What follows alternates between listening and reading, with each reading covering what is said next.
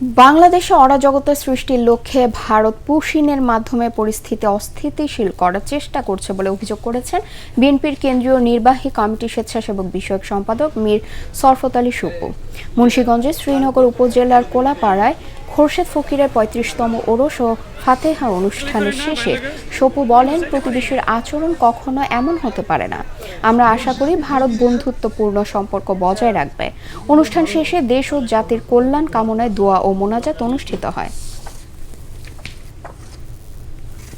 ভারত সীমান্তে আমাদের যে পুশিন করছে, হাজার হাজার লোকদেরকে নিয়ে আসছে জিরো পয়েন্টে জড়ো করতে, আমি আপনাদের মাধ্যমে তাদেরকে বলবো এই পুশিনটা বন্ধ করুন।